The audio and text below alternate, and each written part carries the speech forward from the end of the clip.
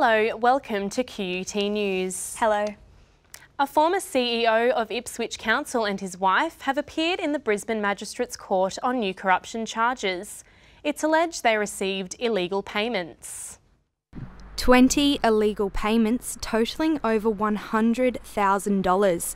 The alleged details in the latest chapter of Ipswich City Council's corruption scandal, which spectacularly claimed the career of former Mayor Paul Pasali last year.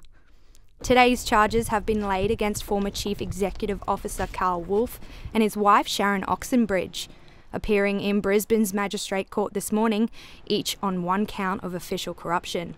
It's alleged Wolfe and his wife received the 20 payments between 2012 and 2013, shortly before Wolfe resigned from his role as CEO. Both were released on bail today, having had their separate proceedings adjourned till May 28th. The pair is already facing other corruption charges, including attempting to prevent the course of justice in a CCC investigation in 2017.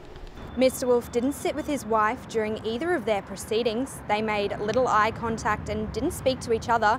The pair left the court separately.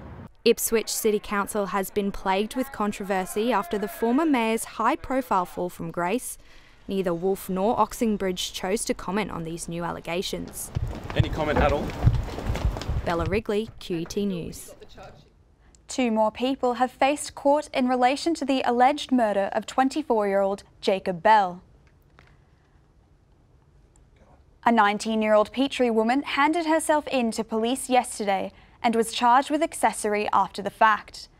A 22-year-old Inogra man also faces the same charge. Bell was shot in the chest inside a unit on Thursday night, but later died in hospital. On Saturday, a 21-year-old Nunda man was in court charged with murder. As more damaging claims about banks are revealed in the Royal Commission, the Prime Minister says, in hindsight, his government should have set it up years ago. And Pauline Hanson wants the bank to be slugged the entire cost of the inquiry. Mr Turnbull was in Berlin to inspect a German-built reconnaissance vehicle.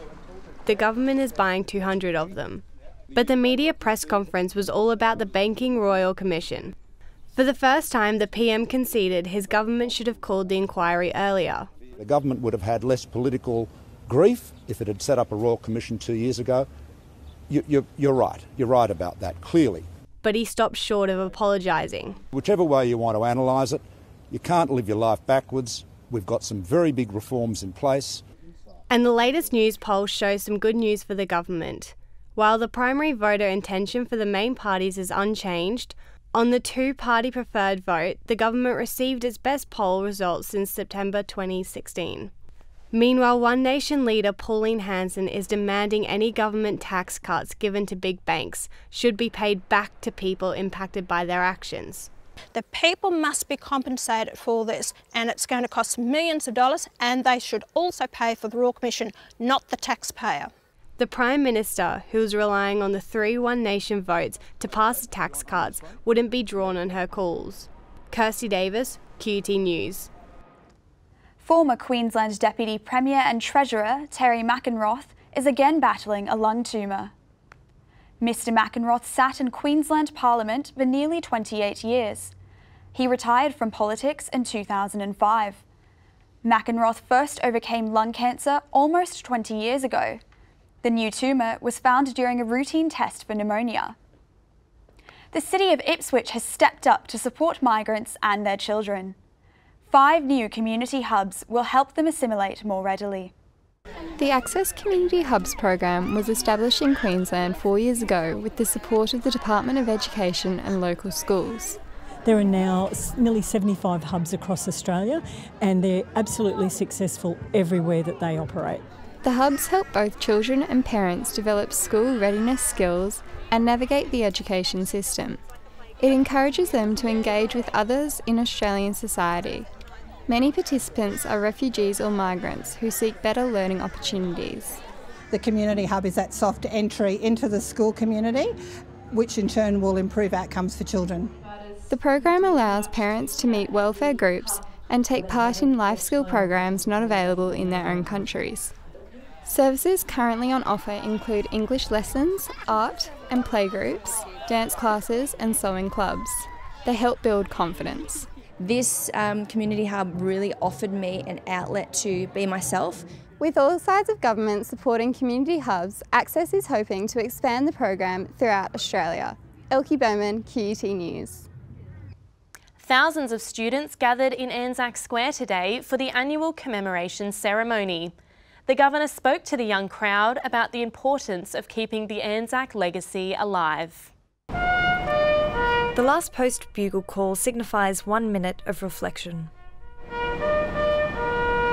For many of the youngest students, this is their first ever ANZAC ceremony.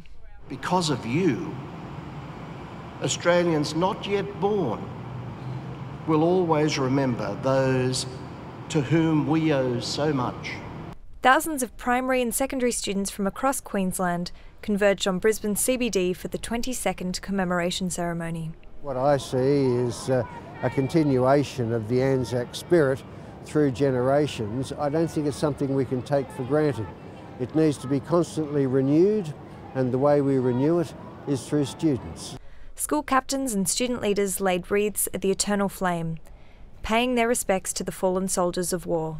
I think it's important to respect what all the ANZAC did for us and all the sacrifices they made and everyone's ancestors that fought in the war. ANZAC Day is important to me because I've got family history. My great-great-grandpa fought in World War I and my great-grandpa fought in World War II, and my dad's an army soldier.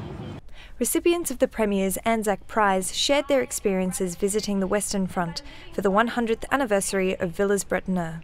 To actually visit and to go to these places gives you such a profound, complex understanding of what the ANZAC legend means, and it's the experiences that I had are the kind of things that will keep me coming back to ANZAC services every year. Ongoing funding also keeps the ANZAC legend alive.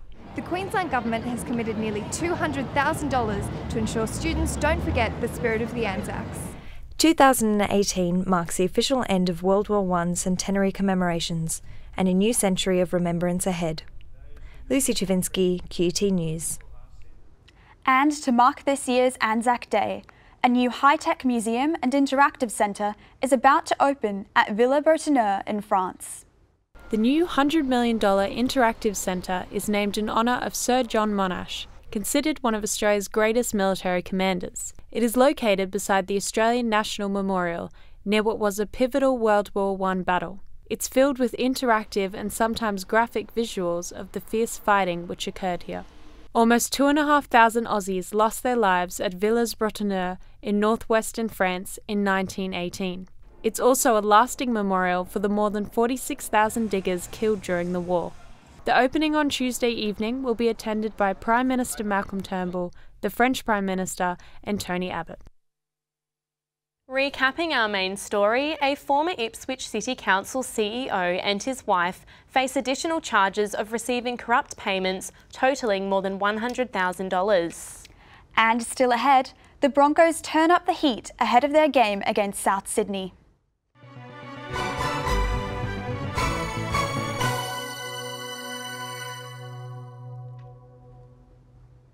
The United Nations Security Council has agreed to step up efforts to solve the crisis in Syria. UN leaders gathered in Sweden to discuss the growing tensions as more bombs rage down on rebel forces. They met in a Swedish farmhouse, and from that humble building, the UN Security Council decided to take more action over Syria. While Russian planes attacked anti-government forces outside Damascus, the UN called for an overhaul of Syria's political environment. We all agreed that it is time to recreate and strengthen dialogue and find a constructive and dynamic in the Council. The UN stresses the need for a peaceful political solution over a heavy military response. Only the UN has the legitimacy and credibility needed for a viable, enduring political solution. The UN wants Syrian forces to allow humanitarian groups to help civilians injured by President Bashar al-Assad's regime. So it's called for a 30-day ceasefire. We also agree that the use of chemical weapons is in violation of Resolution 2118 and is unacceptable. While the UN continues its work with key players, this latest meeting indicates a renewed focus on the war-torn region. The conflict is a growing problem for the West.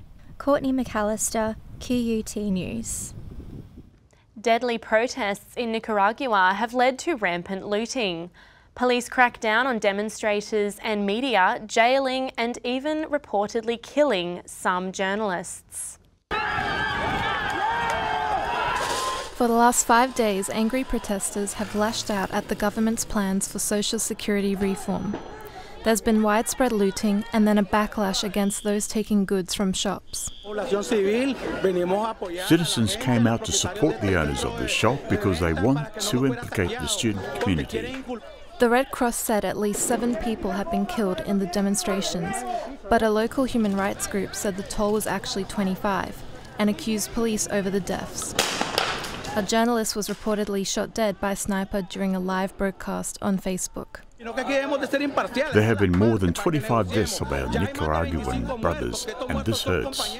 The government had wanted to increase the amount workers put into pensions, or what we call superannuation. At the same time, it was going to cut its contributions, supposedly to strengthen the economy. Few workers agreed, but they didn't want chaos either. It now seems the protests have been successful. The president has cancelled the planned welfare changes for the time being. Milita Dimitrievich, QT News.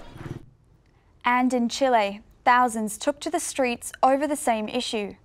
They are battling private companies set up by the Pinochet dictatorship to provide meagre pensions.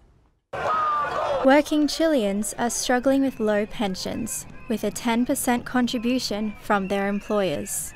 But in many cases, wages are low. The Conservative president has promised a 4% increase, but disgruntled workers are still waiting. We do not want them to continue stealing from us, to continue absorbing our energy from years of work, for us to then retire with miserable pensions. Thousands are marching and campaigning. We must fight and set an example for our children and future generations. The president says the government plan is a model scheme for other countries, but is totally dependent on stocks and is controlled by private banks. They hold more than $17 billion in workers' assets, and retirees want some back. The past government and this government have not listened to the clamour of the people who are crying out for the pensions of our country to improve. Chile's economy is regarded as buoyant. Now, employees are demanding their share. Courtney McAllister, QUT News. Pippa Middleton, the sister of the Duchess of Cambridge, is pregnant. Middleton gained international fame at the wedding of William and Kate, when as bridesmaid she stole the show in a tight-fitting dress. She married financier James Matthews last year, and their first child is due in October. Her sister Kate is about to give birth to her third child. Australian pilot Matt Hall has taken a thrilling victory in the latest round of the Red Bull race series. But the world's top racing pilots didn't make it easy for him. This is the second leg of the 2018 Red Bull Championship and the first time the race has been held on the Cannes coastline of France. It was a close race with all pilots at the very top of their game. All people in the field can get on the podium. There's 6 people that can consistently win, I believe. Aussie Matt Hall crossed the line with a time of 57.69 seconds. It's his first Red Bull Air race win in 2 years, and even then it was close. Hall just managed to beat the German competitor by 0.072 seconds. Every hundredth of a second counts, and we saw that today, me and Matthias, just a few hundredths of a second apart. The win puts Matt Hall in second place in the championship. The American pilot, Michael Goulian, came third in Cairns, but that was still enough to leave him leading the tough competition. It was a hard Final Four, but it's always going to be a hard Final Four. The pilots will race again in Japan in just over a month. George Carrington, QUT News. In local sport, the Brisbane Broncos trained today in particularly hot weather. They're preparing for Thursday's clash with the Rabbitohs in Sydney. Both teams are looking for the win. Wayne Bennett and his Broncos are looking to bounce back from their disappointing defeat against the Melbourne Storm last Friday night. Brisbane star hooker Andrew McCullough sustained an injury during the match that has him sitting on the sidelines for Thursday's game. He'll continue to grow and build as a player, and he'll be definitely missed. It's a major setback to the Broncos lineup, as the Rabbitohs hooker Robbie Farah is renowned as one of the best in the league in his position. Cody Nicaragua was training in the hooker position during today's session and could be up for a tough match on Thursday. If he does have to play in that position, he'll definitely have to muscle up for sure. Thursday's game against the in-form South Sydney Rabbitohs is a great opportunity for Jack Bird to regain his playing confidence. The Broncos 5'8" is looking to step up after multiple poor performances at the start of the season. He just tells me I'm a football player and just, like you said before, just back my instincts and play football, run hard, tackle hard, and that's something that I have to start doing again, and obviously I haven't been doing that, so hopefully this Thursday night I can start doing that again. Both Brisbane and South Sydney have had up and down results early in the season, and both teams are looking for a big win this Thursday. Rory Scott, QUT News. The Brisbane Lions have suffered their 5th loss of the season, going down to the Gold Coast Suns in the local derby. They now face Greater Western Sydney and will need to improve in all areas of the park. The Suns just pipped the Lions by 5 points, scoring their 3rd win in 9 Queensland derbies at the Gabba. Unfortunately for Brisbane, Cameron Rayner missed a shot in the last minute. And he's missed on the side. The Suns had a 14-point half-time buffer despite losing Darcy McPherson to an ankle injury. They took that to 27 points early in the 3rd quarter, worrying Brisbane. We actually need to attack a little bit more than what we have. Now that's not just reckless, but just need to obviously challenge the opposition. We've been a little bit slow. But Lions forward Eric Hipwood and Charlie Cameron hit back, narrowing the lead by the final break. It was a confidence boost for the Suns, who'd gone down by 80 points to the West Coast Eagles. Yeah, I think it's just a gutsy effort. Both teams had a pretty bad couple of weeks. And just to come back in sort of a home game back in Queensland, I'm really proud of the boys. The Suns won't be on home soil until the 11th round. They play away again this week at Adelaide against the Crows. Millie Dimitrievich, QUT News. Australian para-athlete Madison de Rosario has won the women's wheelchair race of the London Marathon. The Commonwealth Games gold medalist finished in 42 minutes and 58 seconds. Fellow Aussie Kurt Fernley finished 5th. Madison Scott has all the weather details next. And a Vatican first in the digital world.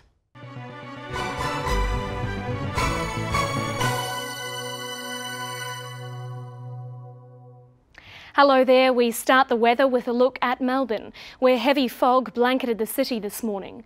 It caused chaos at Melbourne Airport. 6 domestic flights had to be cancelled, while the fog blanket delayed other flights for up to 2 hours. It eventually cleared mid-morning with sunshine for the rest of the day.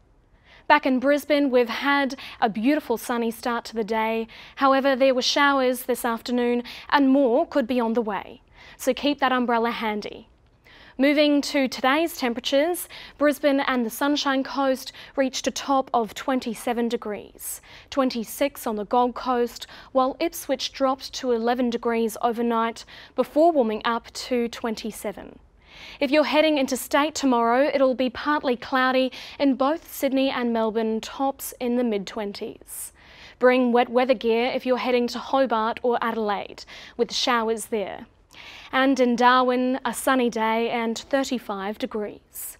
To the regional Queensland forecast, and finally a relief from the rain for all centres, so enjoy the sunshine tomorrow. A top of 30 degrees in Cairns, 29 in Bundaberg, and out west Longreach is expecting a top of 32. On Moreton Bay, winds will be 10 to 15 knot south-southwesterlies with seas below 1 metre. Sunrise is at 9 minutes after 6. If you're on the Gold Coast, expect possible showers and a top of 26. And on the sunny coast, it'll be partly cloudy and 27. Looking ahead in Brisbane, while showers are expected tomorrow, it should clear up on Wednesday and Thursday with partly cloudy skies. That's the weather for now. Back to you, Ria. Thanks, Madison. Finally, British choir The 16 has made history after their performance became the first live-streamed concert in the Vatican. Thousands sat down to watch the concert live from the Sistine Chapel. Beautiful music in one of the world's most beautiful places. Choir members were visibly moved as they joined the Britten Sinfonia to create history. The power of the building of the Sistine Chapel, the phenomenal artwork, it had a real impact on them. This is the first time Vatican has given its permission to live stream any concert or event.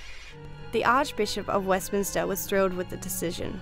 I suspect the power of the music and this momentously beautiful chapel will be a combination of something quite exceptional and very rare. The Genesis Foundation, which works with many UK art companies, organised a live streaming event. The choir and Sinfonia combined to present James Macmillan's piece, Stabat Mater. The world, through a live streaming protocol, will have a chance to really, for the first time, appreciate the power of sacred music. The concert was so successful it will also be available on the website of the UK radio station Classic FM for 1 month. Kirsty Davis, QUT News. That brings you up to date with QUT News. Goodbye for now. Goodbye.